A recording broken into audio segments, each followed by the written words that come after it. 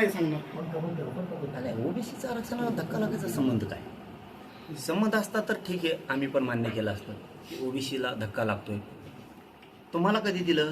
1967ला. त्यानंतर कधी दिलं? तुम्हाला 94ला, 1994ला. त्यानंतर तुम्हाला 2012पर्यंत दिलं गेलं. म्हणजे जशा जशा जाती त्यांना घालाव्याशा वाटल्या तशा तशा ते ओबीसी आरक्षणात घालत राहिले. तुम्हाला आत्ता दिलं. आमच्या नोंदी कधीच्या आहेत? 1881. ओबीसी तर आम्ही का तुम्ही? तुमच्यामुळं आम्हाला धक्का लागला आहे.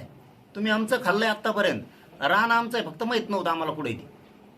आत्ताच सापडलंय आम्हाला. ते तुम्ही खात होता, आम्ही नाही खाल्लं तुमचं. धक्का फक्का तर सोडून दे. तुमच्यामुळं आमच्या जवळपास 8-9 पिढ्या मागं गेल्या. आम्हाला कळलंय आहे ना माया.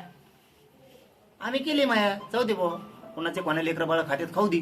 पण आमचे आत्ता डोळे उघडलेत. आमच्या लेकरा बाळाला खायला द्यायच्या वेळेस वेळ आली. आमचा असून आम्ही मागितल्यावर किती विरोध झाला.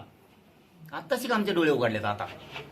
त्यावेळेस आम्ही म्हणायचं जाऊ दे, कुणातरी लेकरा बाळाचं कल्याण होतं ना, अजिबात विरोध करायचा नाही. 1954च्या JRला विरोध केला मराठ्यांनी. कधी मोर्चा काढला, कधी रास्ता रोको केला. 1967ला 2012पर्यंत दिलं. मराठ्यांनी कधी विरोध केला की तुम्ही अजिबात आरक्षण द्यायचं नाही? आमची नीती साफ आहे. कुणातरी लेकरा बाळाचं कल्याण होतं ना, होऊ द्या. पण आज आमचं असून सुद्धा आम्हाला तपास लागला की आमच्या 1881 पासून मराठ्यांच्या नोंदी आता कुणबीतल्या ओबीसी आरक्षणातल्या. म्हणजे जसं की 7-12 सापडतोय. म्हणजे तुमच्या नावावरचा 7-12 किती आहे? 3 एकरचा. आमच्या नावावर किती आहे? 3 एकरचा. तू वावर एकटा खातोय किती? 6 एकर. पण तू ते 6 एकर खातो म्हणून तो नावाचा फक्त 3 एकरचा आहे. आमचा 7-12 सापडल्यावर आम्ही म्हणलं तो आहे शेजारचं आमचं आहे.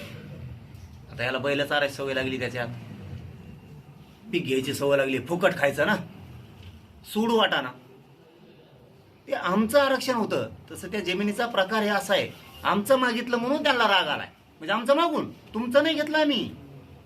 आणि आम्हाला विरोध कोण करतोय? ओबीसी नाही. ज्याच्या आरक्षणाला धक्का लागत नाही त्यो एनटीव्ही त्यांचा आमच्या आरक्षणात काय समज?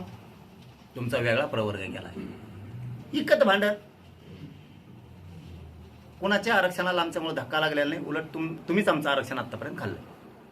छगन भुजबळासारखे नेते, ओबीसीचे नेते याला विरोध करतात आणि कारण यामुळे ओबीसीच्या कोट्यावर परिणाम होईल आणि ते न्यायालयात जाणार आहेत असं ते बोलले जातात. ते कोणत्या कोठ्यावर बसतो तुला माहिती आहे का? म्हणा त्याला तुला कोणाचा कोटा खातो तो? कोणाकोणाचे कोठे खाल्ले आता भाऊ?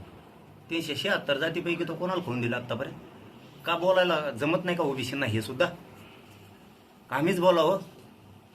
ओबीसींच्या बद्दलचा विषय तो जसं सांगतो की आमचा कोठा कमी झाला आणि कोठा खाल्ला, सगळं तूच खाल्ला.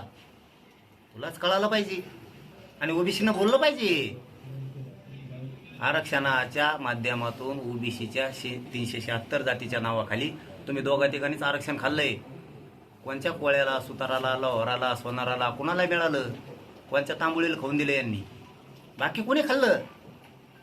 यांनी सगळं वरबडलं ओबीसीच्या नावाखाली. ओबीसीनं बोललं पाहिजे जसा बंजारा बोलतोय आता. आमचं आरक्षण तुम्ही खाल्लं. आत्ताशी बंजारा सावध झालाय पूर्ण. लेकरा बाळांना त्यांच्या वाटोळं झाल्यावर हे 376 जातीची हेच दुखणं आहे. यांनी खाल्लंय आणि बोंबलं ते आम्हाला.